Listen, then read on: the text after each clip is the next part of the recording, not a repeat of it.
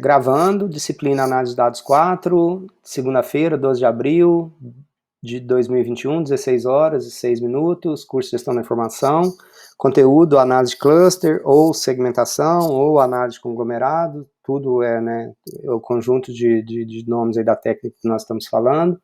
Então, na semana passada, na nossa aula anterior, nós executamos um processo completo de análise de cluster em duas etapas, o cluster hierárquico, depois o cluster não hierárquico, e nós comentamos vários poréns da técnica, mas agora nós vamos, a ideia era passar, de onde a gente sai até onde a gente chega, de dar uma noção geral, e agora é para a gente trabalhar um pouco mais detalhado, mais aprofundado aí nas questões relativas ao uso da técnica. A gente vai trabalhar hoje, então, um pouco com o PowerPoint, falando algumas coisas, da atividade que foi passada, que foi proposta para vocês para ser entregue, e também a gente vai, das características, dos detalhes da análise de cluster. Então, hoje a gente fica um pouco nisso, eu pretendo, a gente já fez no SPSS, hoje a gente trabalha mais esses conceitos e amanhã, possivelmente, ou se amanhã ainda precisar, a gente aprofunda mais nisso, mas, ou amanhã, ou na aula da segunda-feira de semana que vem, nós iremos fazer isso, reproduzir, repetir isso tudo, utilizando o Python. Então, a ideia da gente ir fazendo em SPSS, fazendo em Python. De novo, o SPSS tem a facilidade da visualização, da gente ter mais contato visual com o que está sendo desenvolvido, e o Python tem todas as funcionalidades, as facilidades, as riquezas que nós já havíamos comentado, tá? Vou compartilhar aqui minha outra tela com vocês, para a gente ir passando agora com mais detalhes.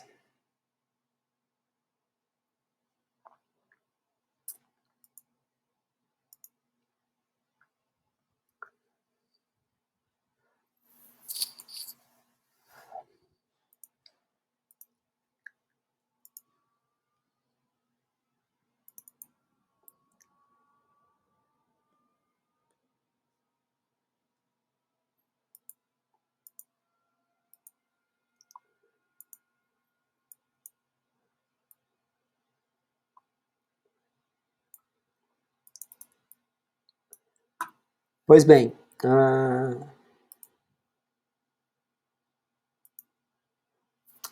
então passando aqui, discutindo a análise de conglomerados, deixe-me maximizar essa tela aqui para ficar mais fácil depois vocês verem. Aqui está.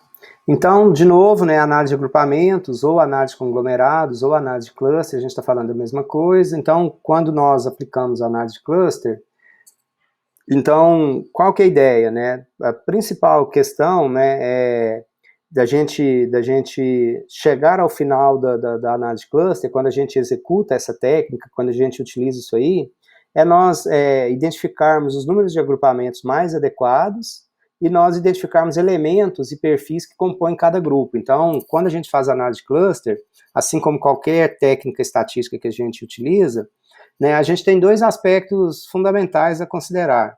Os aspectos estatísticos do uso da técnica, os pressupostos, podemos ou não podemos, em quais condições nós podemos utilizar, e o outro aspecto é qual o resultado prático que isso gera ao final das contas, Como que o que nós produzimos com as técnicas, com a análise estatística, como que isso é utilizado depois para resolver problemas do mundo real, quer seja em organizações públicas, privadas, em pesquisa, ou onde quer seja. Então, nós temos esses dois pensamentos, essas duas metas, esses dois objetivos a serem alcançados, Ajuste estatístico, adequação da técnica aos dados, e, em sendo adequada, o que nós produzimos, que resultados que nós produzimos, e saber se os resultados que nós produzimos são adequados também.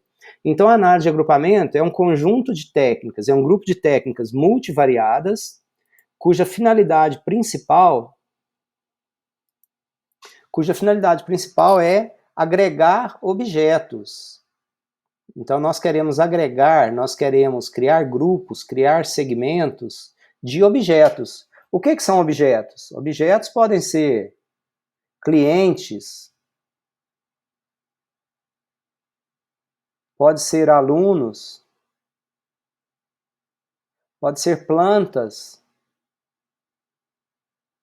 pode ser municípios. Vários de vocês estão trabalhando com municípios. Então, objetos podem ser quaisquer coisas que nós queremos agrupar. Nós temos uma população, nós temos um conjunto grande de objetos, e nós queremos dividir esses objetos em grupos menores, em segmentos. Então, nós queremos agregar isso em grupos, em segmentos menores, com base nas características que eles possuem. Então, se a gente está falando de municípios, então, município, produção de café, produtividade de café. Então, as características serão o quê? População, produção de café, propriedades rurais. Então, nós queremos ver se tem municípios que se parecem uns com os outros, baseados em suas características. Nós queremos agrupar clientes baseado no volume de pedidos que esses clientes fazem, na quantidade que compra, na recompra, em potencial de pagamento, em forma de pagamentos. Então, nós queremos criar grupos. Nós aplicamos as técnicas multivariadas para agregar objetos baseado nas características que esses indivíduos, que esses objetos possuem. Os agrupamentos são feitos baseando-se na distância ou na proximidade entre os objetos, Então, daqui a pouco a gente vai ver, tem uma atividade para vocês entregarem, que nós temos um grupo lá de alunos que tem o 1, o 2, o 3, o 4, e tem, acho que 40 e 42, se eu não me engano, 40, 42, e para esses indivíduos nós temos peso e nós temos altura. Então, peso e altura, primeiro, os objetos, os nossos objetos aqui no caso, são os alunos, grupos de alunos. Então, nós temos 42 objetos. Nós queremos agregar, dividir, nós queremos separar isso em grupos menores, baseado nas características, que as características são peso e altura. Então, essas duas características. E os agrupamentos são feitos baseados em distância ou proximidade. Então, vocês estudaram lá em álgebra, distância euclidiana, euclidiana quadrática, não foi à toa aquele negócio, Em estatística, nós utilizamos álgebra intensamente. Então, o que nós queremos saber? Baseado no peso e na altura, nós temos aqui os indivíduos, Então, nós temos o peso e a altura dos indivíduos, aqui 1, 2, 3, 4. Então, nós temos os diversos indivíduos, e nós temos peso e a altura desses indivíduos. Então, qual que é a distância do indivíduo 1 para o indivíduo 1? Ele tem o mesmo peso e ele tem a mesma altura, Então, a distância desse indivíduo aqui é 0. E do 2 para o 2 é 0. E do 3 para o 3 é 0, Então, quando eu olho a distância e a altura desses indivíduos, nesse caso nosso aqui, quando eu comparo a distância e a altura desses indivíduos, então, o indivíduo com ele mesmo, obviamente não poderia ser diferente, essas distâncias são iguais. Mas qual é a distância do indivíduo 2 para o indivíduo 1, por exemplo? Qual que é essa distância aqui? Qual que é a distância do 3 e do 1, do 4 e do 1, do 3 e do 2, do 4 e do 2, do 5 e do 1, do 5 e do 2, do 5 e do 3, do 5 e do 4? Então, nós calculamos uma matriz de distância, uma matriz de parecência, E os agrupamentos, eles são formados a partir de indivíduos que mais se parecem, baseado em suas características. Então, considerando peso e altura, por exemplo, nós iremos juntar os indivíduos cujos pesos e alturas são mais parecidos. Aí nós iremos formar alguns grupos, Isso é uma das atividades que a gente trabalha aí na análise de cluster, é determinar quantos grupos nós iremos fazer, quantos grupos nós iremos formar.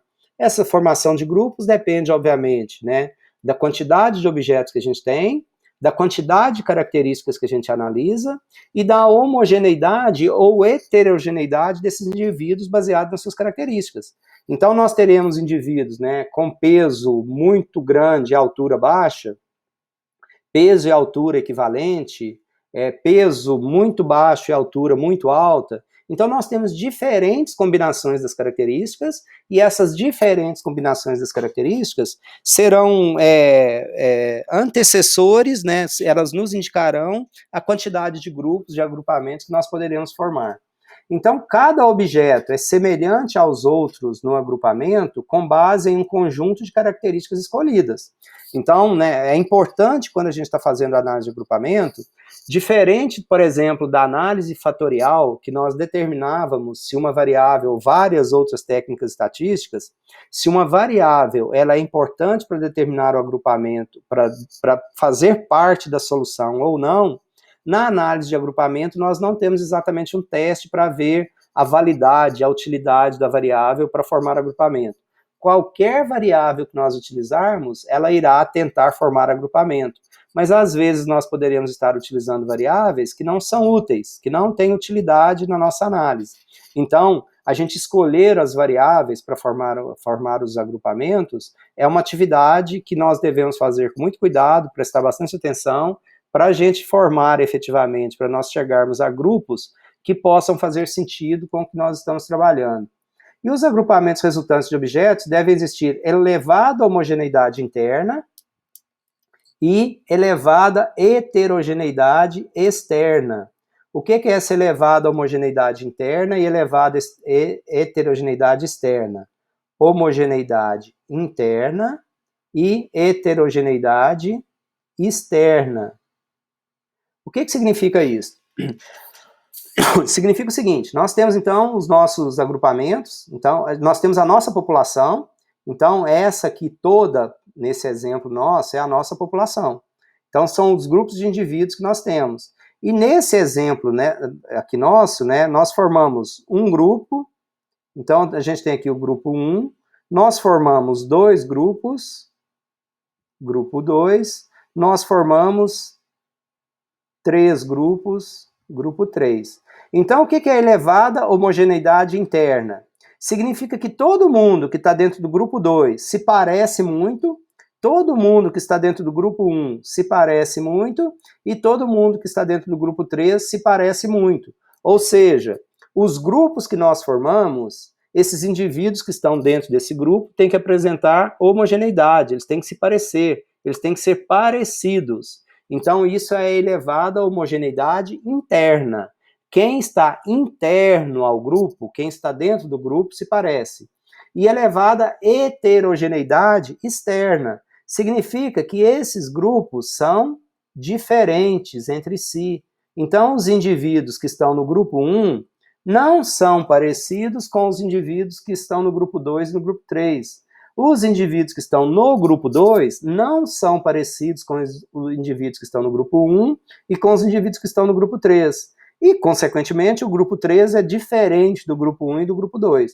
Então, um bom agrupamento, né, o resultado de um bom agrupamento, ele deve apresentar, então, uma elevada homogeneidade interna, quem está dentro do grupo se parece, dentro de cada um dos grupos, e uma elevada heterogeneidade externa. Quem está em grupos diferentes são heterogêneos, são diferentes, né? Então, essa é a ideia. Exemplo de Professor, utilização? Sim, por favor. licença.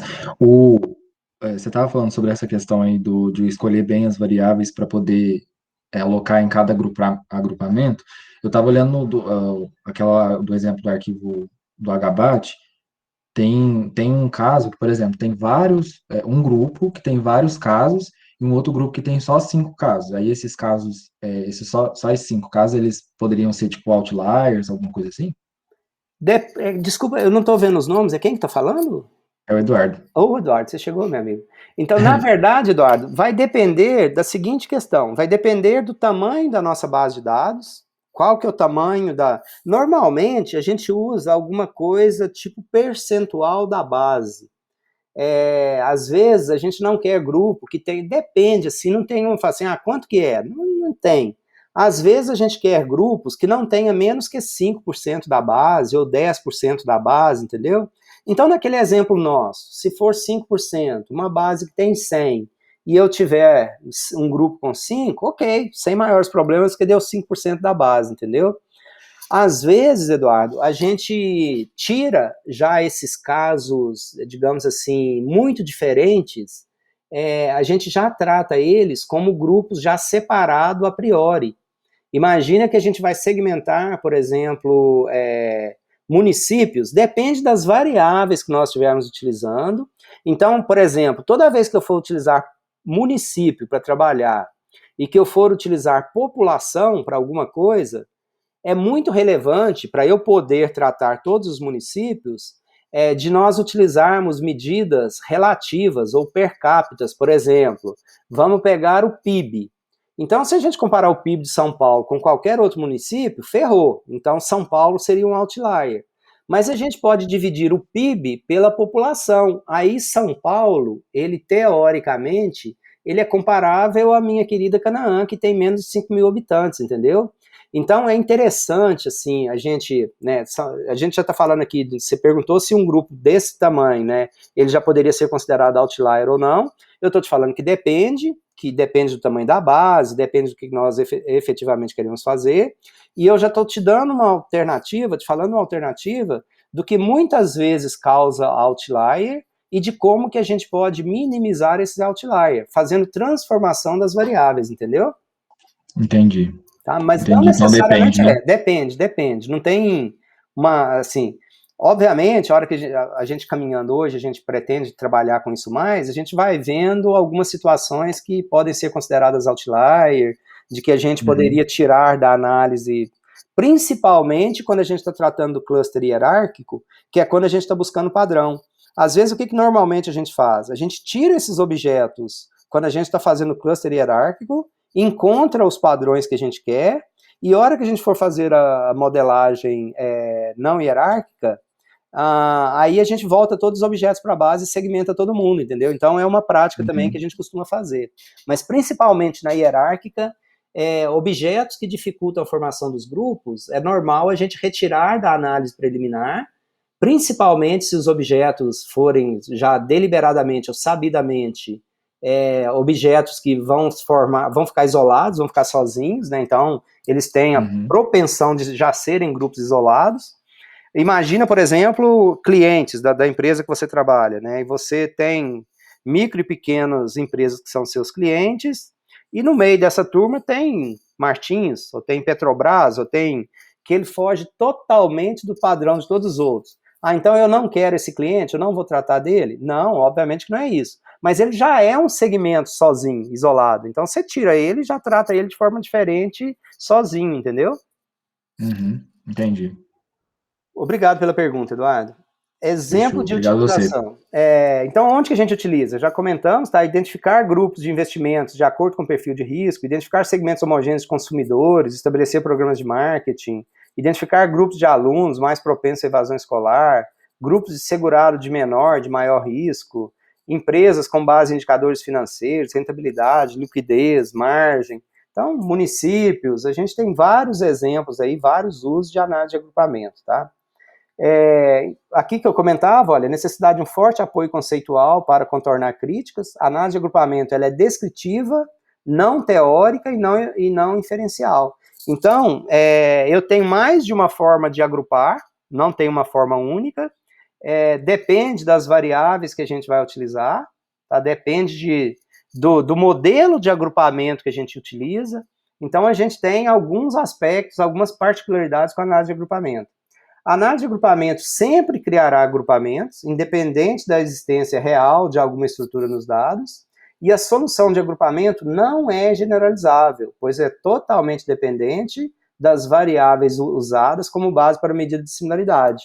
Então, se eu estou fazendo uma segmentação na Vivo, com os clientes da Vivo, eu não posso pegar a segmentação que eu fiz na Vivo e aplicar na Claro, porque depende das variáveis, depende de comportamentos, depende de situações diferentes. Então, uma regra de agrupamento baseado nessas análises estatísticas dos dados, que a gente desenvolveu em um contexto, ela não é aplicável, transferível para outro contexto. Nós precisaríamos de desenvolver novamente a segmentação baseada nesse novo contexto, nessas novas variáveis utilizadas, tá? Aqui tem uns estágios para o processo de análise de agrupamento. Análise de variáveis, seleção de variáveis e identificação de outliers. Os grupos a serem formados refletirão a estrutura inerente das variáveis escolhidas. A técnica não distingue se as variáveis são ou não relevantes para o estudo. Variáveis não representativas ou a presença de multicolinearidade podem distorcer o resultado do estudo. O que é a multicolinearidade? Lembrando aí que vocês já viram em semestres anteriores, Quando eu estou utilizando duas variáveis ou mais, que a correlação entre essas duas variáveis é muito, muito alta. Por exemplo, né, eu estou com minha base de dados, imagina a base de dados de faturamento, por exemplo, né, vou segmentar clientes e eu estou utilizando a base de dados de faturamento. E eu uso as colunas valor total faturado e valor dos impostos. Normalmente, essas duas variáveis são altamente correlacionadas, então elas apresentam multicolinearidade. Nesse caso, ou eu uso uma variável ou eu uso outra variável. No caso de multicolinearidade, a gente não usa as duas variáveis, né? Nem aqui em análise de agrupamento, nem nenhuma técnica estatística que nós estivermos fazendo, né? Variáveis que apresentarem multicolinearidade, nós utilizamos uma ou utilizamos outra e não utilizamos as duas. Então é importante, às vezes, nós fazermos o teste de multicolinearidade.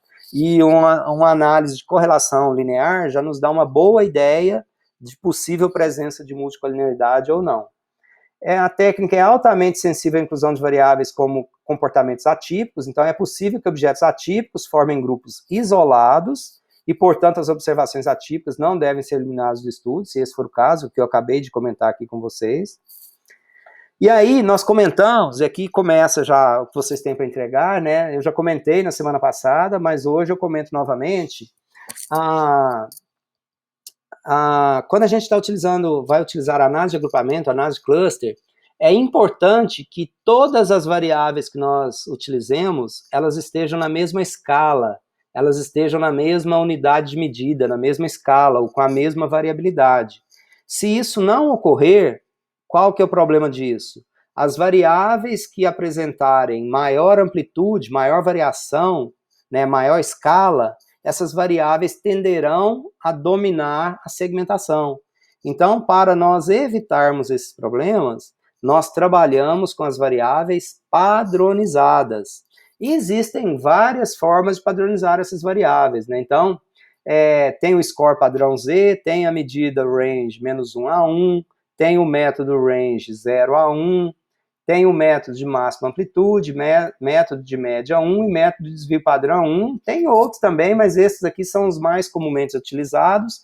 E o mais comumente utilizado é o score padrão Z, né? Então, o score padrão Z, qual que é a característica dele? Quando a gente transforma essa variável no score padrão Z, essa variável vai apresentar média igual a 0 e desvio padrão igual a 1.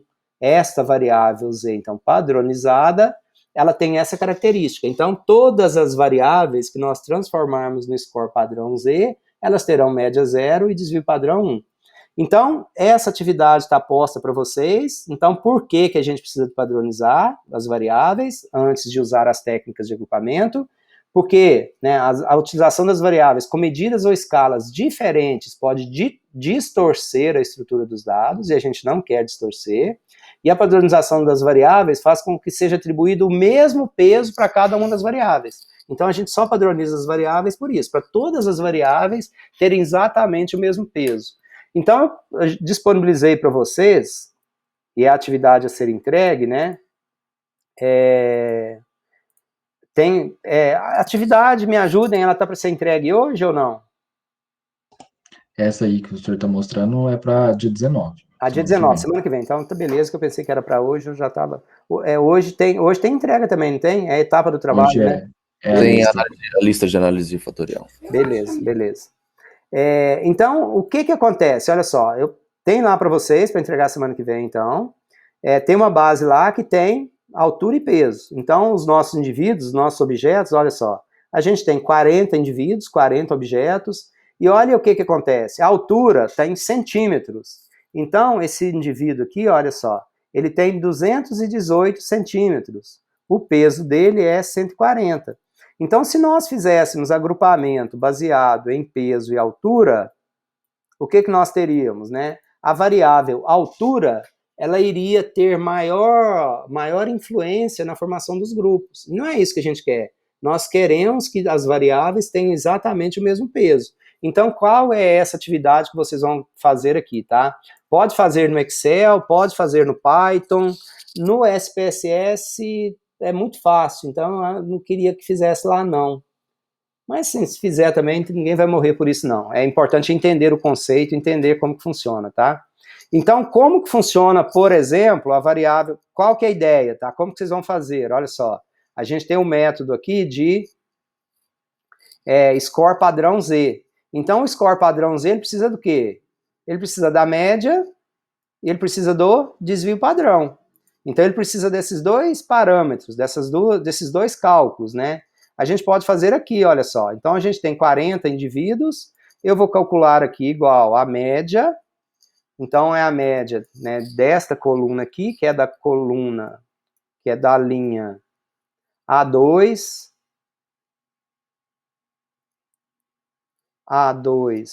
até a A41. Desculpa, A não, B, né? É a coluna B, porque na A está o código do indivíduo. Até a B41, calculei a média. Então, a altura média desses indivíduos é de 174 centímetros. E aqui eu vou calcular o desvio padrão. Igual a desv. Vou colocar aqui da amostra, tá? Desvio padrão da amostra. B2 até B41. Então, calculei aqui a média, eu tenho aqui calculado a média, e o desvio padrão, para o peso e para A, e para A, para a altura e para o peso. Então, como que eu calculo, como que eu transformo, né? Eu calculo a variável Z, altura. Então, Z, altura, olha qual que é a fórmula. A fórmula da Z é o valor X para o indivíduo 1. Para o primeiro indivíduo, né? É a altura dele menos a altura média dividido pelo desvio padrão. Tão simples assim. Então, a altura desse indivíduo é igual à altura dele, né, o B2, menos o quê? Menos a média. Qual que é a média?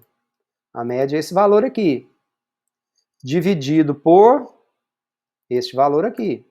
Então, o valor padronizado desse indivíduo, né, é 3,19.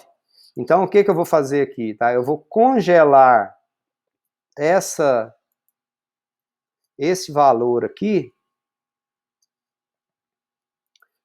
Esse valor eu estou congelando. O cifrãozinho aqui antes da letra congela a coluna. O cifrãozinho aqui antes do número congela a linha. E vou congelar também se eu fizer aqui, né, o F4,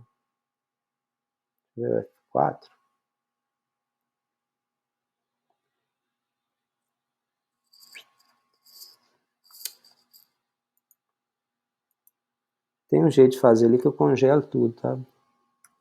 Congelei esse valor, então. Então, o primeiro indivíduo, a altura padronizada dele é 3,19. O segundo é menos 1. O terceiro é menos 0,23. Então, se eu fizer para todo mundo, a gente tem aqui, então, a altura e o peso padronizado, a altura padronizada para todos os indivíduos. Aí, o que acontece? Eu não falei que a característica da variável padronizada, ela tem média igual a 0 e desvio padrão igual a 1? Então, eu vou colocar isso aqui em formato numérico, né?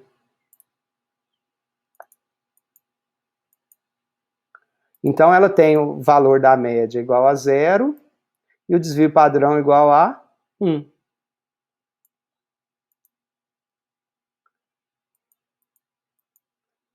Então, tá aqui, ó, média 0 e desvio padrão igual a 1.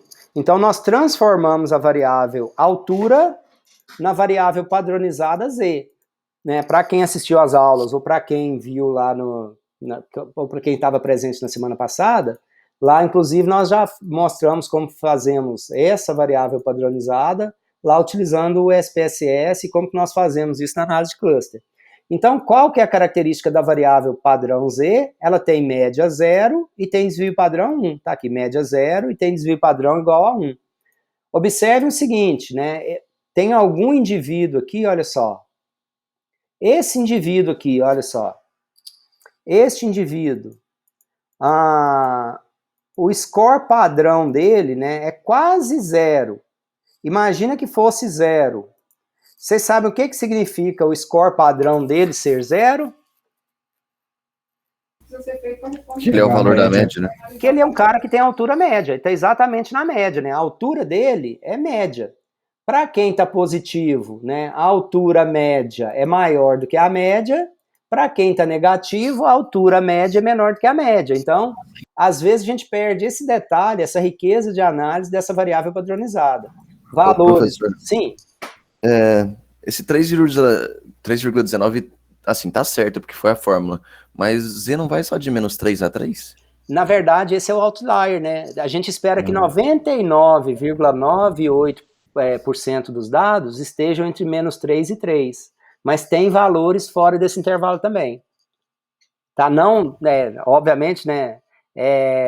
Esses outliers, eles dificultam, assim, se os dados seguissem uma distribuição normal, perfeita, aí 100% estariam entre menos 3 e 3. É que os dados não seguem uma distribuição normal perfeita também, entendeu? Sim, entendi. Aí se ele seguisse uma distribuição normal perfeita, era esperado que 99, mesmo seguindo uma distribuição normal, né, não é esperado que 100% dos dados estejam entre menos 3 e 3, entendeu?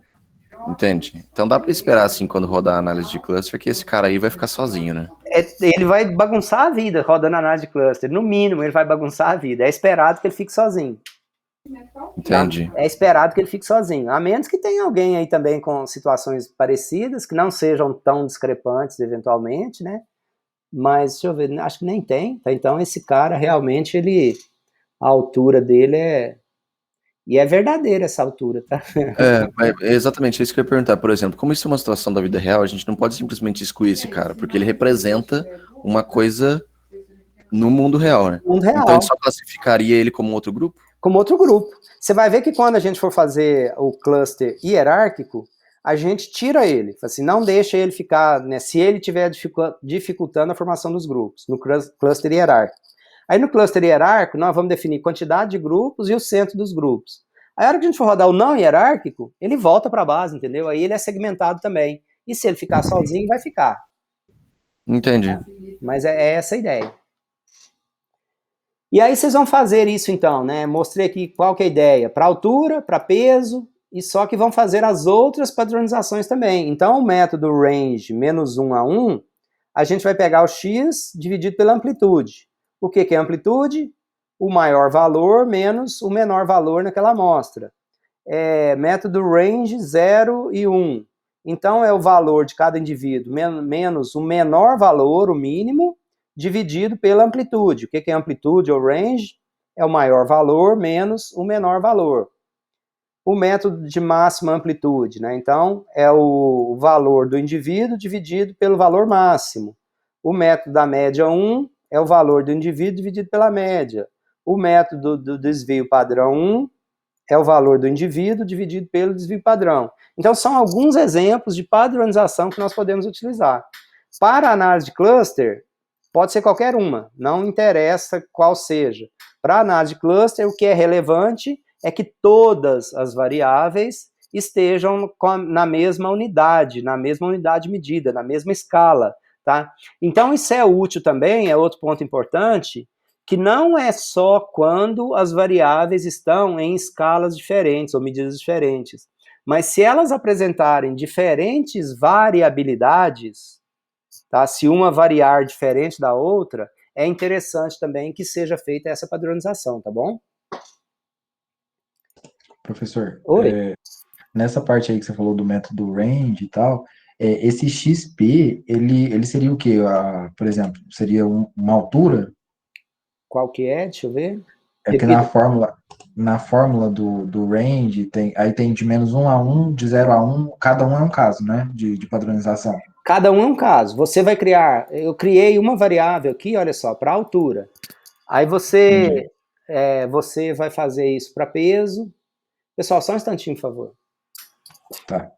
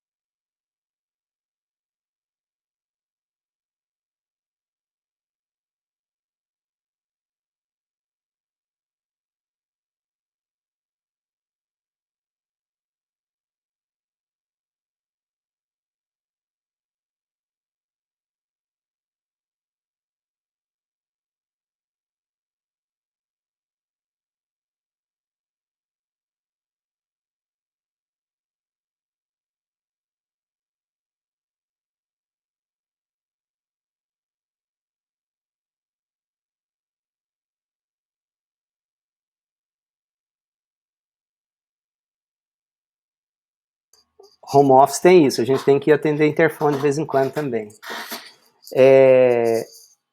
Então, quem que perguntou? Desculpa, foi o Eduardo, de novo. Eduardo. Então, a gente fez para altura, aí você vai fazer para o Z, peso. Aí a gente vai ter, por exemplo, né, para outra aqui, olha, para R-1, por exemplo. Então, você vai criar aqui também, né, mais duas variáveis. O R-1, altura, e o R-1, peso, entendeu? Entendi. Aí na fórmula, esse x, não sei se no slide está assim, mas no script do Python tá xp igual a x sobre a amplitude. Aí esse xp seria, por exemplo, a altura que a base oferece? O X que tá lá, assim, eu precisava ver, eu não lembro como é que tá lá, mas o que que é o X? Você tá vendo aqui a tela? Por exemplo, de -1 a 1. O X, Uhum. você vai fazer por exemplo, aqui no nosso caso, então você tem a altura. O X é o 218 para o indivíduo 1, entendeu? Entendi. O X é o 218 para o indivíduo 1. Aí a amplitude vai ser o 218, que é o maior caso, menos, não sei se é 150, por exemplo, olha só. Ah, tá. Então a A amplitude é é o mínimo maior menos, menos menor. máximo menos Isso, menor. isso. Uhum. Que é o range, que é a amplitude, entendeu? Tá. Eu acho que Ah, tá, basicamente entendi. essas coisas que você precisa aqui para fazer, Não, beleza. tá Então, bom? fechou. Obrigado. Imagina. Isso é para todos. Aí tem a amplitude, você calcula assim, o maior valor, o maior peso, por exemplo, a amplitude da altura é a maior altura. Tem até uma função aqui, quer ver? Eu acho que não tem amplitude, eu acho que não tem, não. Range. Mas você tem igual maior, então você acha o maior, ó. Eu vou calcular o maior aqui, ó. Maior, eu coloquei a raiz e ele pede, eu quero o maior 1, é o maior primeiro. Então ele fez aqui para mim o maior 18, tá vendo? 218. Entendi. Aí eu posso fazer igual, igual eu tenho maior, eu tenho menor. Então é a mesma coisa, o menor aqui. O menor, também o menor, menor 1. Então, calculamos aqui o menor. Então, é 218, 150. Então, a amplitude, o que é amplitude? É igual a este menos 150. o 150, que é o F6. 68. A amplitude da altura é 68. Entendeu? Beleza. Aí a gente teria, né, a amplitude do peso, 140 menos 42. Então, a amplitude do peso é 98. Ah, beleza. Tá? Não, E aí dá para tranquilo. calcular todos assim, tá? Beleza, então. Então, Obrigado. o que é importante, gente? Importante a gente saber que para nós fazermos análise de cluster, nós precisamos trabalhar com as variáveis padronizadas. E aqui a gente está praticando a padronização, isso serve aqui para a gente, isso serve uma infinidade de vezes quando a gente está utilizando dados, tá? Em muitos lugares, é interessante a gente padronizar variáveis, padronizar os nossos dados, usar alguma forma de padronizar, para nós podermos comparar coisas diferentes, para nós podermos analisar coisas diferentes. Então, essa padronização, ela é relevante, ela é importante, tá bom? Então, tem aqui essa atividade para vocês fazerem, mas pensando, né, quando eu estou padronizando, o que eu estou fazendo? Estou colocando as variáveis na mesma unidade, na mesma escala, né? É isso que nós estamos fazendo. E nós comentamos também que a análise de cluster, ela é uma análise baseada em distância. Então, a gente tem a distância euclidiana quadrática, a distância de Minkowski, a distância de tirando a de Mahalanobis, tá, que ela é um pouco diferente, mas a distância de Chebyshev, a de Chebyshev, a de Minkowski, a quadrática, a distância euclidiana quadrática, são muito, muito parecidas, a lógica é a mesma. A gente entendeu a gente entendeu todos. Então vamos trabalhar para mostrar para vocês como que é essa lógica dessa distância, como que ela funciona. Depois, obviamente, né, a gente consegue fazer no SPSS, ele já faz isso para a gente tudo de uma vez só, e no Python também já tem um código para isso, mas é importante nós entendermos como que isso funciona, tá? Então, eu vou... Certo. Oi? Se elas são praticamente a mesma coisa, deve ter uma pequena diferença ali, mas tem alguma que é adequada para cada caso, ou se elas são muito parecidas, não tem muita importância? Não tem importância nenhuma nesse caso aqui. É só a única coisa que vai ter, por exemplo, quando a gente faz a distância euclidiana, os valores serão menores porque nós estamos fazendo a raiz quadrada. Então, às vezes, é interessante a gente ver valores menores, entendeu? Mas, assim, a relação entre os objetos não muda nada, é exatamente a mesma. Então, o que vai mudar é o valor para cada célula, mas a relação entre os objetos não muda nada. Entendi. Tá? Então, por exemplo, a distância entre a euclidiana e a euclidiana quadrática. Eu tiro a distância euclidiana, é a raiz quadrada da distância euclidiana quadrática. Olha só. Tá vendo? Aqui, né, o D2, olha, né, um é com a raiz quadrada, o outro, tá vendo? O outro é sem a raiz quadrada. Então, basicamente, é só isso, entendeu? Então a relação entre eles vai ficar proporcional à mesma coisa. Mesma coisa, não muda nada. Essa é a ideia. Então, do jeito que qualquer uma que a gente utilizar nesse contexto vai levar aos mesmos resultados, tá? E como que para a gente Beleza. entender como que isso funciona lá no Excel, né? Como que isso funciona? Qual que é a ideia? Isso aqui vocês viram lá em álgebra, né?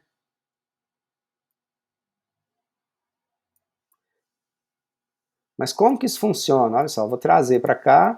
Então, essa aqui é a nossa formulinha. Só para a gente não esquecer. Ninguém merece estar sabendo fórmula assim também, né? Então, como que funciona? Para esse caso nosso aqui, olha, vou usar com as variáveis sem padronizar, tá? Mas nós temos 42 indivíduos, nós temos 40 indivíduos, então aqui a gente tem o indivíduo 1, o 2, o 3, o 4, o 5, o 6, até o tralalá, até o 40 lá, tá? Aqui nós temos também o 1, o 2, o 3, o 4, o 5. Então, o que nós queremos? Olha só. Nós queremos calcular a distância entre os indivíduos, utilizando as variáveis, as características que ele tem. Essa base de dados nossa, então nós temos 40 indivíduos, então aqui 40 indivíduos, e nós temos quais características? Nós temos a característica altura e a característica peso. Então, o que nós queremos? Nós queremos calcular a distância entre os objetos, entre os indivíduos, considerando as suas características. Então, considerando altura e peso, essas duas coisas em conjunto. Então, qual que é a distância do indivíduo 1 para o indivíduo 1? Qual que é a distância dele para ele mesmo? Então, o que nós fazemos? Olha aqui a fórmula aqui, olha só. Então, nós vamos calcular o quê? Né? Então, a distância do indivíduo 1 para o 1, eu já vou colocar na raiz, tá? Igual raiz, já estou fazendo na raiz quadrada, tá? Mas o que a gente tem? Olha só. É a raiz do quê? Eu vou fazer a altura, por exemplo, eu vou usar, né? Eu vou comparar indivíduo 1 com indivíduo 2 utilizando as suas várias características, seus vários atributos. Observem que essa diferença é ao quadrado. Então, eu vou fazer o quê? Qual que é o peso? Eu vou fazer aqui já também a potência, tá? Então, vou utilizar essa fórmula aqui. É a raiz, né? A potência de quê? Da altura do indivíduo 1 menos, eu estou fazendo dele com ele mesmo, menos a altura dele ao quadrado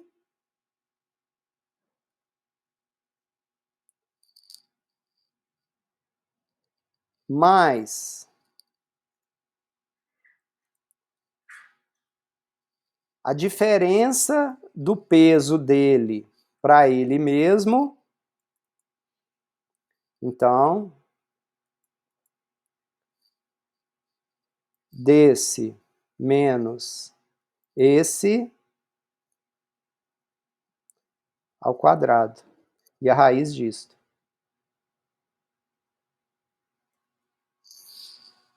Tá certo?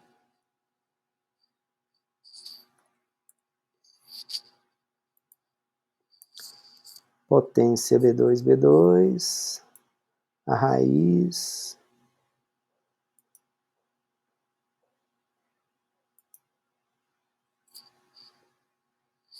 Não preciso dessa aqui. Não preciso dessa aqui. Isso aqui. Então, qual que é a lógica, né? Eu estou usando o seguinte, olha só. Qual que é a fórmula que nós utilizamos aqui? Deixa eu explicar para vocês, para não pairar dúvida, tá? Então, a fórmula é o seguinte, olha só. Eu vou pegar aqui o que é o I e o J. O I e o J nessa fórmula, o I e o J, o I é o indivíduo 1, o J é o indivíduo 2. E o que é o 1 aqui? O 1 e o 1? É a característica 1. Então, eu estou fazendo a diferença entre o indivíduo I e o J, a diferença da característica 1, e eleva essa diferença ao quadrado. Obviamente que se o I é igual a 1 e o J é igual a 1, eu estou subtraindo a altura do indivíduo 1 menos a altura do indivíduo 1. 180 menos 180, ou 218 menos 218 vai dar 0, 0 ao quadrado dá 0. Mais o peso do... Característica 2 agora, olha só. O peso do indivíduo 1 menos o peso do indivíduo 2, isso ao quadrado, né? Vai dar 140 menos 140, dá 0, 0 ao quadrado dá 0. Então, 0 mais 0, 0, raiz de 0, 0. Então, a diferença, né? A distância do indivíduo 1 para o indivíduo 1, obviamente, não poderia ser diferente, é 0. Mas e do indivíduo 1 para o indivíduo 2? Qual que é a diferença do indivíduo 1 para o indivíduo 2? Então, o que nós vamos fazer aqui agora, olha só, é do 1, então do 1 ele está no B2. Então, eu estou fazendo B2 menos B3, aqui, olha, 218 menos 160 ao quadrado, e aqui, olha, é o C2 menos o C3 ao quadrado. Então, é o 140 menos o 50 ao quadrado. Então, a diferença, né, a distância do indivíduo 2, do indivíduo 1 para o indivíduo 2 é 107. Tá? Então, essa aqui é a distância entre os dois indivíduos. Aí a gente vai fazer isso entre o indivíduo 1 e o indivíduo 3. Entre o indivíduo 1 e o indivíduo 3, aqui de novo eu tenho que voltar B2, C2. Então, entre o indivíduo... não mudei, né? Não mudei, tá certo. Entre o 1 e o 3. Entre o 1 e o 4, é o B1, B2 de novo, né? É o B2 e aqui o C2. Então, eu estou calculando, né, desses indivíduos aqui que nós calculamos. O indivíduo 1, considerando só isso aqui, tá? Só isso aqui que nós calculamos. Com quem que o indivíduo, com qual indivíduo o indivíduo 1 mais se parece? Com o 3, né? Com o 3. A distância dele para o 3 é só 79. Só 79. É 79, é a menor distância, né? E com quem ele menos se parece? Com 2. Com 2. A distância dele é 107, tá vendo? Então, a gente vai calcular isso para todo mundo. Então, os modelos hierárquicos, nós comentamos na aula passada, tá? O agrupamento baseado os modelos hierárquicos, os modelos aglomerativos hierárquicos, eles são computacionalmente muito caros. Porque o que acontece, né? Daqui a pouco a gente vai ver. Então, acontece o seguinte, na primeira rodada que a gente for fazer a análise de agrupamento, imagina que eu tenho uma base de 1000 clientes. Então, eu tenho que calcular uma matriz 1000 por 1000. Porque daqui a pouco a gente vai ver, né, como que se dá esses agrupamentos, como que são formados os agrupamentos.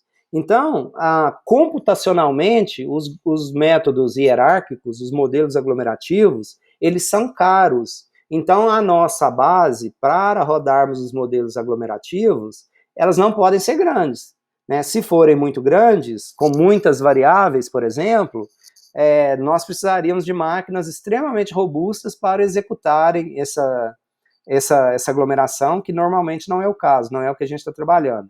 Entenderam, então, como que a gente calcula aqui a matriz de distância? Dúvida, pergunta? Na verdade, essa aí é a distância euclidiana? Essa é a distância euclidiana. A quadrática eu não tiro a raiz quadrada. É porque eu acho que tem uma fórmula para isso no Excel. Deve ter também. provável. Tô vendo aqui. Tem uma fórmula no Excel para ela. De qualquer forma, a preocupação aqui era de vocês entenderem o mecanismo, entendeu? Não, entendi. É porque eu tô falando assim, nossa, o professor tá sofrendo tanto, tem fórmula para isso. Qual que é Mas ela? Me fala aí, por exemplo. É dist? Aqui o meu é em inglês, né? No meu inglês é o SUN SQ. Mas é distance da soma. Tem que achar em português. É somar quadrado, eu acho. Soma quadrada aqui. Retorna a soma dos quadrados dos argumentos. Os argumentos podem ser números, matrizes, nomes, referências, células.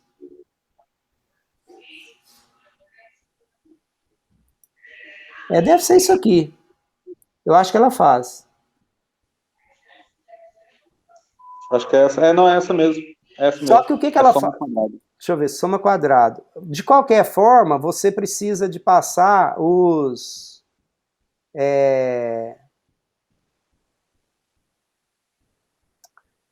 Deixa eu ver se funciona.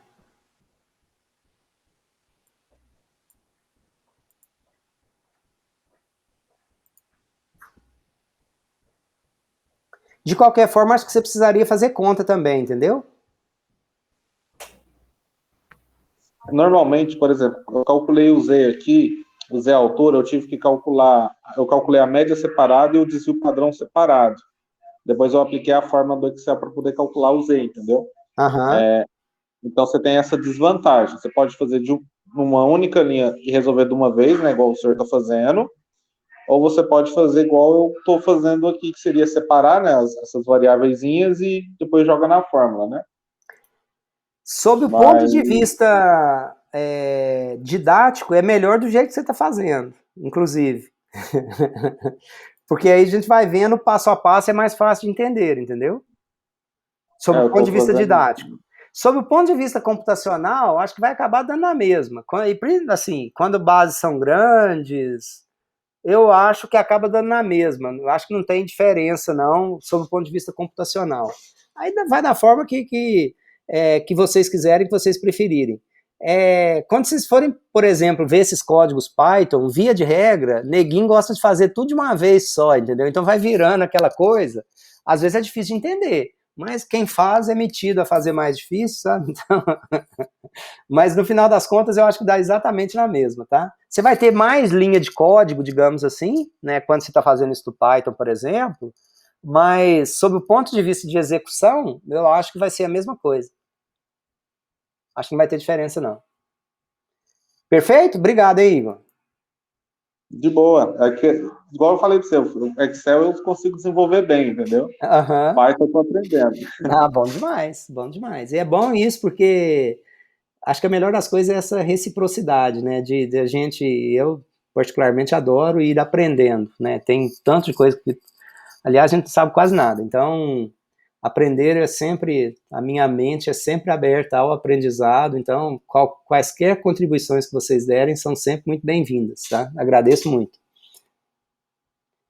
E aí, pessoal, diferente aqui, que é diferente mesmo, tá? É a distância de Mahalanobis. Por que que essa aqui é diferente? Porque a gente precisa de fazer o inverso da matriz de covariância. Então, né, para fazer isso, essa aqui dá mais trabalho no Excel. É possível também, mas dá mais trabalho. Então, a gente tem que ter, a distância de Mahalanobis, ela trabalha com vetores e matrizes. Então, a gente tem que pegar, né, o vetor de distância, depois transposto, aí a gente tem que ter a matriz de covariância, a inversa da matriz de covariância, aí isso dá um pouco de trabalho para fazer isso no Excel. Eu acho que tem fórmulas mais antigas aqui, deixa eu ver. Lá no passado distante eu fazia isso. Não sei se tem isso por aqui não, vamos ver.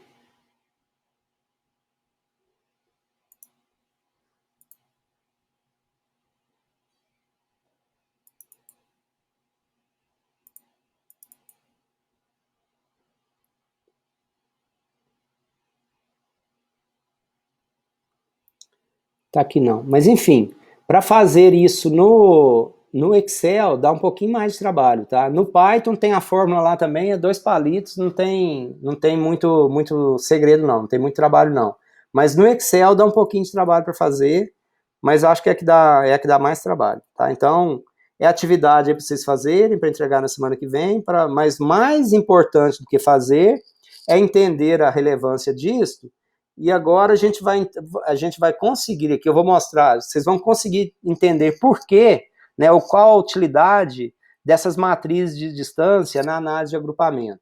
Então a gente vai entrar aqui agora, então o que nós comentamos já na semana passada, tá? Nós comentamos que, né, nessa análise de agrupamentos que nós fazemos, nós temos duas possibilidades, né? Nós temos dois caminhos, tá? Nós temos o caminho dos métodos hierárquicos, nós temos 2 grandes conjuntos de técnicas, né? Nós temos os métodos hierárquicos e os métodos não hierárquicos. Então, como que a coisa funciona, né? Como que funcionam os métodos hierárquicos? É isso que a gente vai tratar aqui, como que esses métodos funcionam. Então, o que acontece?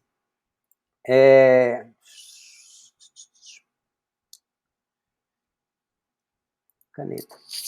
O que acontece é o seguinte, vamos imaginar aquela base de dados nossa ali, que nós temos 40 indivíduos lá naquela base de dados nossa, na altura e peso. Então, nós temos o indivíduo 1, o 2, o 3, o 4, o 5, o 6, até o 40. Nós temos 40 indivíduos lá. Então, qual que é a ideia da análise de cluster? A ideia da análise de cluster é o seguinte, né? Nós temos esses 40 indivíduos e nós queremos formar grupos com esses indivíduos. Nós queremos formar grupos. Numa situação extrema, o que nós temos? Cada um desses indivíduos é um grupo. Então, nós temos um grupo, o indivíduo 1 forma um grupo, o 2 forma outro grupo, o 3 forma outro grupo, o 4, até o indivíduo 40. Então, nós temos o que aqui? Nós temos 40 grupos, ok? 40 grupos é a história aqui. No outro extremo, nós juntamos isso todo mundo num grupo só e formamos aqui um grupo só. Então, a gente tem, no mínimo, um grupo, no máximo, 40 grupos nessa amostra nossa aqui. Mas como que nós partimos dos 40 grupos, cada um indivíduo é um grupo, até nós chegarmos a um grupo só? Todo mundo foi agrupado e juntou tudo, tá? Então, nós fazemos isso a partir daquelas matrizes de distância. Então, a gente tem o 1, o 2, o 3, o 4, o 5, até o 40. E nós temos o 1, o 2, o 3, o 4, até o 40. Então, como que nós fazemos, pessoal? Nós partimos de uma situação em que cada um dos objetos é um grupo. Tá? Então, nós temos 40... Então, nós temos 40 grupos. E aí, nesses métodos hierárquicos aglomerativos, nós temos, então, quantos estágios para a gente sair nesse caso nosso aqui, dos 40, que o nosso N é 40, N é igual a 40. Então, como que nós saímos dos 40 grupos, onde cada indivíduo é um grupo, até chegar num grupo só? Então nós formamos um parzinho de cada vez. No primeiro estágio, então, né, nós fazemos o primeiro parzinho. Então nós temos n-1 estágios. N-1 estágios é a quantidade de vezes que nós temos que rodar esse negócio de fazer isso acontecer. Então, o que nós temos? Nós temos 40 grupos individuais. Aí, no primeiro estágio, nós vamos olhar na nossa matriz de distância e vamos ver quais indivíduos têm a menor distância. Imagina que seja o indivíduo 3 e o 40. Que sejam os dois indivíduos que têm a menor distância. Aí o 3 e o 40 vão se juntar, 3 com o 40. Então, esses dois indivíduos formaram um grupo. Mas nós temos ainda o 1, o 2, o 4, o 5, o 6, até o 39. Aí depois, aí o 3 e o 40... nós temos alguns critérios porque o 3 tinha uma altura e um peso. O 40 tinha uma altura e um peso. Agora que nós juntamos esses dois indivíduos num grupo só, qual que é a altura e o peso que nós iremos considerar? É a altura do 3 e o peso do 3? É a altura e o peso do 40? É a média dos dois? Então, a gente tem algumas alternativas para assumir qual que é essas medidas desse grupo que foi formado. Qual que é a altura e o peso do grupo que foi formado. E por que a gente precisa da altura e do peso desse indivíduo que foi formado? Porque se aqui no estágio 1, nesse caso nosso aqui, tá? Se no estágio 1 nós formamos uma matriz 40 por 40, no estágio 2, nós vamos formar uma 39 por 39, mas agora nós não temos a linha 3 e o 40 mais. Nós temos uma linha que tem o 3 e o 40. No estágio 3, mais alguém vai se juntar. Então, nós teremos uma matriz 38 por 38. No estágio 4, uma matriz 37 por 37. Até nós chegarmos no estágio 39, que nós teremos 1 por 1. Nós teremos juntado todo mundo, nós temos todo mundo formando um grupo só. Então, a lógica dos métodos de agrupamentos hierárquicos, eles funcionam nesse formato, né? No estágio 0, cada objeto da nossa base é um grupo, e nós vamos juntando esses grupos até formar um grupo só, porque vocês lembram na aula passada, né? Então, eu tenho num extremo, eu tenho 40, no outro extremo eu tenho 1. Entre esses dois extremos, qual a quantidade de agrupamentos que nós iremos formar? São 2? São 3? São 4? Mas para a gente saber essa quantidade que nós iremos escolher, nós temos que proceder esses passos todos. Sair de um extremo, onde cada um dos objetos é um grupo, até nós termos todo mundo num grupo só. Daí nós escolhemos, né? Nós vemos alguns parâmetros para nós escolhermos qual que é a quantidade de agrupamento recomendada, desejada, ideal, tá? Então, os métodos hierárquicos aglomerativos, eles funcionam assim. Então, olha só, cada um dos objetos, né? Aqui nesse exemplo nosso, nós não temos os 40, nós temos 1, 2, 3, 4, 5, 6. Então, como que funciona? Olha só, a gente calcula a distância do objeto 1 para o 2, para o 3, para o 4, para o 5 e para o 6. Nós calculamos a distância do 2, né? Por que eu não calculei do 2 para o 1? Por que eu não calculei aqui? Porque do 1 para o 2 é a mesma, a distância de 2 para 1 é a mesma de 1 para 2 que nós já calculamos. Aí a gente calcula a distância do 2 para todo mundo, né? Do 5 para todo mundo. Então, nós calculamos a distância de todo mundo para todo mundo, e aqueles objetos que são os mais próximos, né, que são os mais parecidos, que têm a menor distância, eles se juntarão, no exemplo que a gente deu ali do lado, serão o 3 e o 40 e irão formar um grupo só. Então, deixa eu apagar essa margaça aqui para...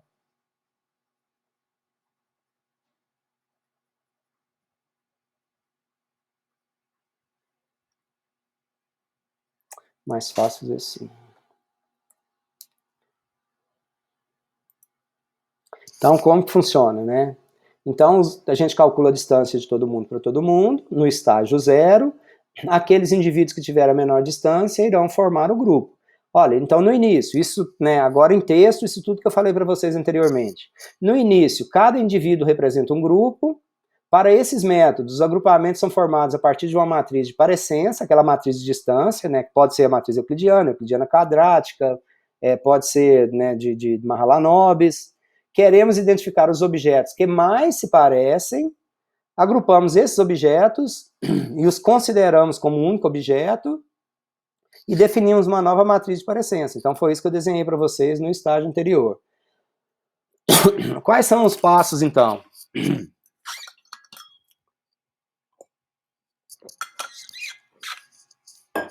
Começar com N clusters, então, que a gente havia falado já, né? Então, a gente vai começar com N clusters. N é o tamanho da base da amostra que nós estivermos trabalhando, um para cada sujeito, e calcular a matriz de distância, ou matriz de parecência. Então, nós teremos uma matriz de N por N. Então, de novo, né, se for uma base de 100 milhões que nós estivermos segmentando, né, e se a gente optar por trabalhar com essa base inteira, nós teríamos de calcular uma matriz de distância de 100 milhões por 100 milhões. Procurar na matriz D, nessa matriz de distância que nós calculamos aqui, procurar nessa matriz os pares de sujeito I e J mais semelhantes, ou seja, com menor distância entre I e J. Combinar os clusters I e J, os dois com menor distância, para formar o cluster IJ. Atualizar a matriz, eliminando a linha e a coluna correspondente aos clusters J e adicionando uma nova linha e coluna com as distâncias entre o novo cluster IJ e os restantes clusters originais. Repetir os passos 2 e 3, n-1 vezes, né, tomando nota dos clusters criados em cada um dos passos e da distância entre eles. Então, esse aqui seria o algoritmo, né? Se a gente fosse fazer isso manualmente, né, ainda bem que a gente não vai fazer isso manualmente, mas a lógica, o funcionamento é esse. Então, amanhã, quando eu mostrar para vocês, né, de novo, que a gente for repetir isso utilizando o SPSS, aí vocês vão entender em cada estágio o que foi acontecendo em cada um dos estágios que a gente estiver discutindo, tá? Então, o que acontece, né? A gente, comentei para vocês, olha só. Então, aqui, nesse estágio, né, nós formamos, então nós juntamos, a gente tinha, né, do 1 até o 40, por exemplo, os indivíduos, e nós pegamos e juntamos os primeiros. Imagina que esse aqui, então, no nosso exemplo lá, fosse o 3 e o 40. Então, nós juntamos o 3 e o 40. Como que nós vamos definir, né? Então, a gente tem o 3 e o 40 e os objetos continuam aqui, né? A distância vetorial entre esses objetos é a mesma, né? Então, a gente tem o 3 e o 40. A gente tem o peso. A gente tem o peso e a altura desse indivíduo 40, do 3, aqui é o 40, e a gente tem o peso e a altura do indivíduo 40, né? Então, peso e altura do 40 e peso e altura do 3. Tá, agora para eu calcular a próxima matriz de parecência, como que eu vou calcular a distância desse objeto, desse grupo que se formou, para esse ou para esse? Aí a gente tem alguns critérios, que é o que a gente vai ver aqui, né, ilustradamente. Eu posso escolher esse, eu posso definir um outro ponto aqui no meio, centroide, eu posso fazer a média entre o peso e o peso, entre a altura e a altura. Eu tenho algumas opções e algumas recomendações de qual critério eu poderia escolher, de qual critério eu poderia definir, tá? Então, guardem esse desenho, né? eu fiz a primeira interação. Então, os dois que tinham a menor distância eram os indivíduos 3 e o 40. Agora, quando eu for calcular a próxima matriz de distância, qual que é a referência que eu vou utilizar?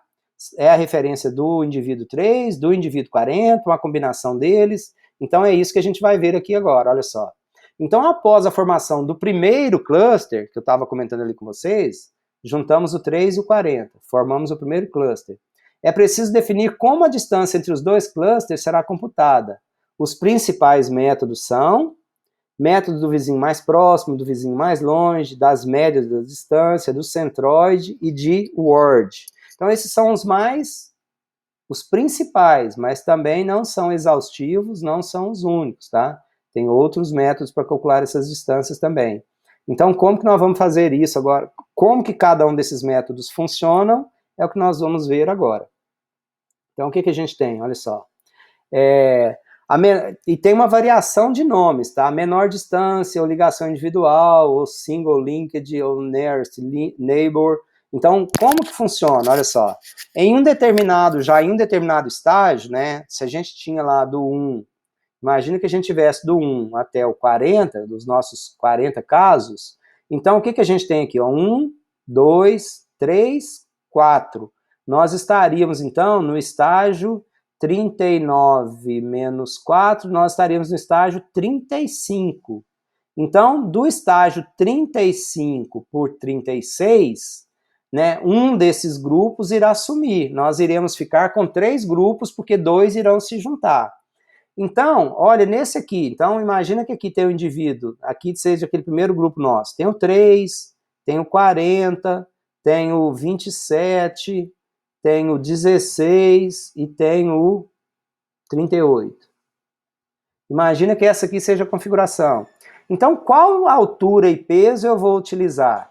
Então, a menor distância ou ligação individual, né, a distância entre os grupos é definida como sendo a distância entre os elementos, como sendo a distância entre os elementos mais próximos, a menor distância dos dois grupos. Então, o que eu vou fazer? Olha só, pegando esse grupo aqui, que eu vou chamar de A, B, C e D. Então, o que eu vou ver? Olha só, a distância entre os grupos é definida como sendo a menor distância dos dois grupos. Eu vou pegar a menor das menores distâncias. Então, qual que é a menor distância entre esses dois aqui, mais ou menos no olho? Essa aqui é a menor distância. Qual que é a menor distância entre esses indivíduos aqui? Talvez essa aqui, né? Parece que essa é a menor distância. Entre esses indivíduos aqui, deve ser essa a menor distância. E entre esses indivíduos aqui, deve ser essa a menor distância. Então, nesse estágio, quais grupos iriam se juntar? Iriam se juntar aqueles grupos que têm a menor distância. Então, o grupo A e C agora iriam se juntar. Então, nós teríamos esse grupo, o grupo B e o grupo D. Então, nós teríamos o grupo AC, né, após AC, o B e o D. Nós teríamos 3 grupos após isso. Olha só, então, olha. Deixa eu tirar os rabiscos que eu fiz aqui para facilitar.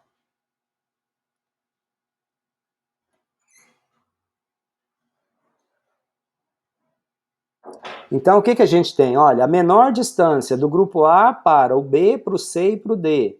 A menor distância do B para o C e para o D. A menor distância do D para o C. Então, a menor distância é a distância entre o grupo A e o B. Então, se nós utilizarmos esse algoritmo, a menor distância ou ligação individual, o próximo grupo a se formar seria o grupo AC. Então, assim que funcionaria esse algoritmo, tá?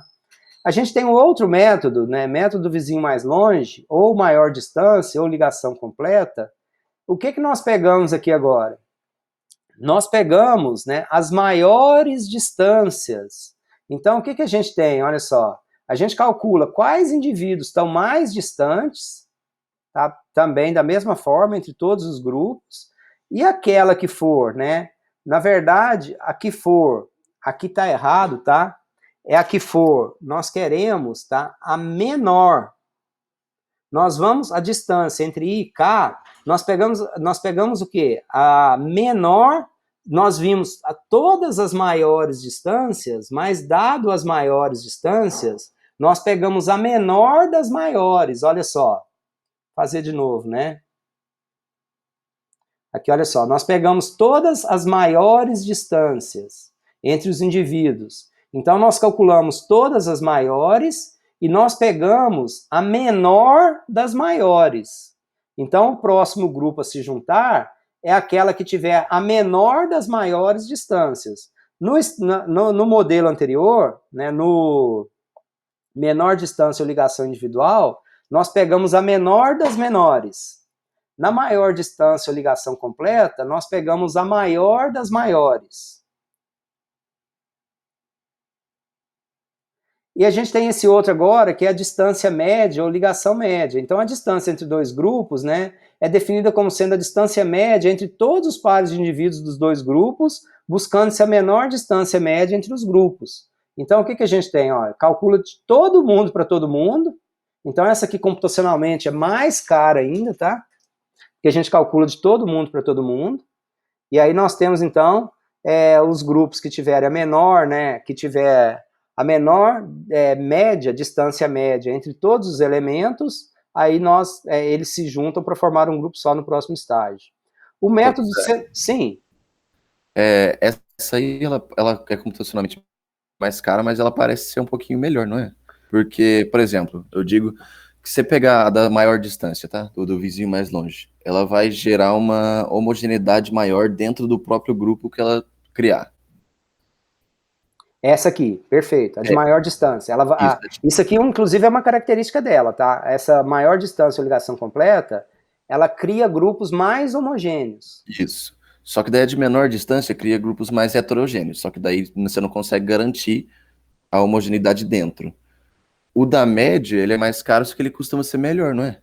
Esse é o meu ponto. Na verdade, assim, o que dá... Se a gente buscar a melhor homogeneidade interna, o da maior ligação assim, eu quero os grupos que, assim, eu quero garantir que os grupos que eu formar depois serão os grupos que têm mais consistência interna, mais homogeneidade.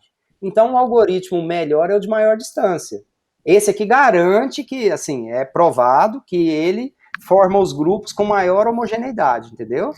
Esse aqui forma os grupos. E é uma das características que a gente quer. Então, a rigor, esse aqui, teoricamente, é um dos melhores métodos para formar grupos mais homogêneos, tá? O de maior distância.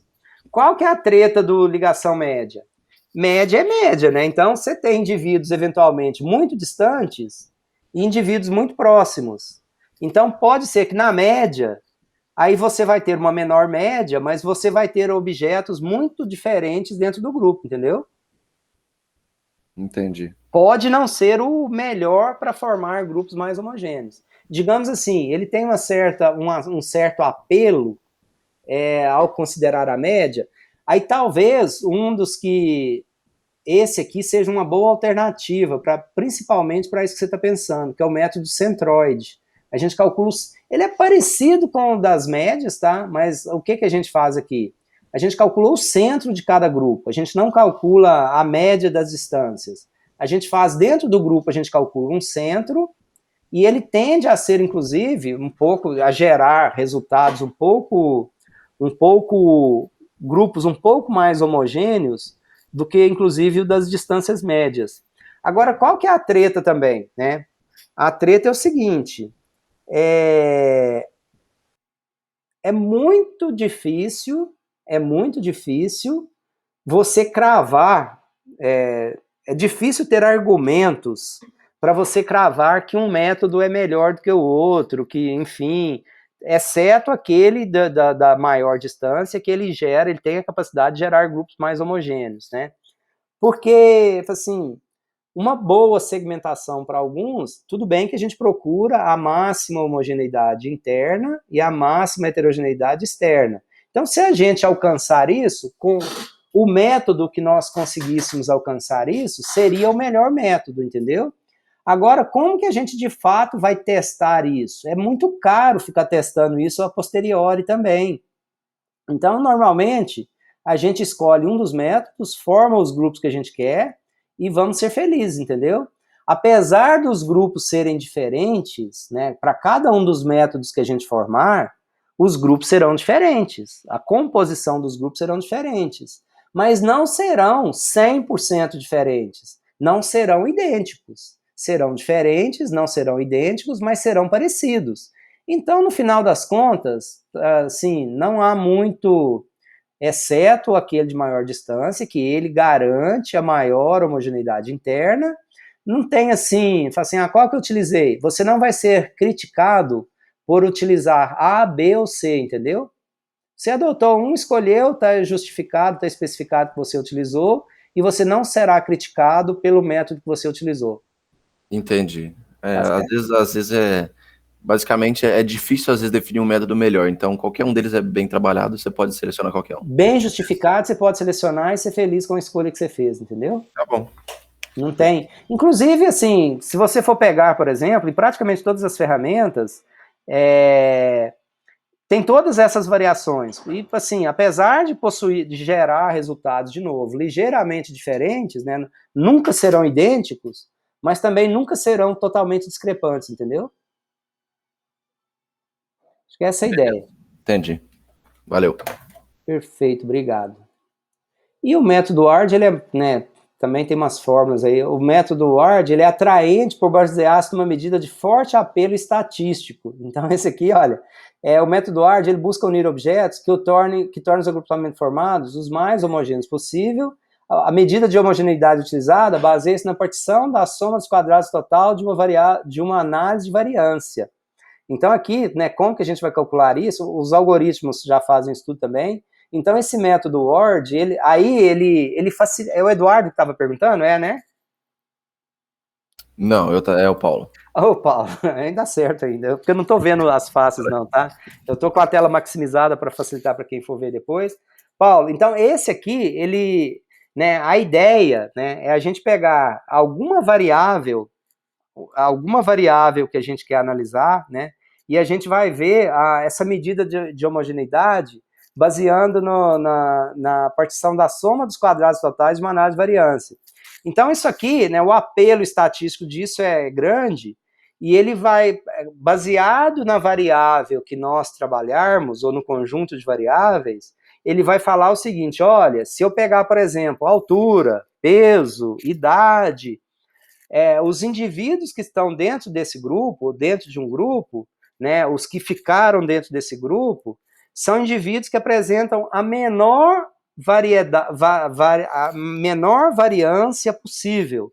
Então, esse aqui também, ele tem um apelo muito forte da formação de grupos mais homogêneos, entendeu? Então, tem o método, tem aqueles métodos da distância, e esse aqui, ele não é de distância, ele é a partir da análise da variância. Mas ele também é um tanto quanto, a gente não tem que fazer isso na mão mais, nunca mais, né? Mas ele também é um método que requer, né, um esforço muito grande para ir fazendo a cada interação, a cada passo que for sendo dado, para ir calculando entre todos os grupos essa análise de variância, para ir mudando os objetos de grupo até num resultado final, para cada um dos grupos que tiver, né, ou na soma das variâncias dos grupos, essa variância ser a menor possível. Então, como que ele garante isso? Como que ele faz? Ele tira um objeto de um, ele coloca no outro, testa, e assim como os métodos de vizinho mais longe, possui alta homogeneidade interna. Então, são os dois com mais homogeneidade interna, entendeu? Entendi. Bom, aí é isso. Aí o que acontece, né? Por hoje, a gente para por aqui. A gente praticamente, agora a gente falou, né, nessa aula, na aula passada, nós tivemos uma aula de começo, meio e fim de segmentação, mostramos aquilo tudo lá, como que a gente segmenta. Hoje a gente tratou bem dos fundamentos da análise de cluster, como que a gente faz, da padronização dos variáveis, da matriz de distância, como que a gente vai fazer nesses agrupamentos. Amanhã a gente vai repetir a segmentação utilizando o SPSS, só que amanhã a gente vai tratar outlier, a gente vai vendo como que os grupos vão se formando, a gente vai fazer algumas intervenções. Então amanhã a gente vai fazer, né, utilizando o SPSS, já aplicando os ajustes, fazendo algumas intervenções, porque o que nós fizemos na aula passada, nós não aplicamos nenhuma intervenção. Nós vimos os grupos que formaram, escolhemos uma solução e aplicamos aquela solução. E amanhã a gente vai fazer as intervenções para a gente ver como que o processo se dá, como que vai acontecendo, tá bom? Beleza. Ô Zé, Oi. você vai fazer essa análise de cluster semana que vem no Python também? Porque... Na segunda é no Python, na segunda-feira. Tá. Não, é só para saber, porque senão eu ia ter que aprender isso, que eu não faço uma puta ideia de como é que eu faço isso. A gente, nas aulas passadas, até já tem, viu, Paulo? Nos links lá do semestre passado. Mas na segunda-feira a gente vai fazer no Python. Não, beleza. Qualquer coisa eu dou uma olhada nas aulas lá também. Se você precisar disso antes, mas se puder esperar até segunda-feira, na segunda-feira nós vamos fazer no Python. Não, nem comecei. Eu não fiz nem a fatorial pro trabalho ainda. Então tá tudo sob controle. Mas vai dar certo. E o script está tudo pronto já também no Python, vai facilitar bastante a vida. Tá bom? Beleza, valeu. Pessoal, até amanhã. Muito obrigado pela presença. Nos veremos. Professor, Oi. você pode tirar uma dúvida minha depois da aula? Posso? Deixa eu só parar a gravação que a gente já conversa.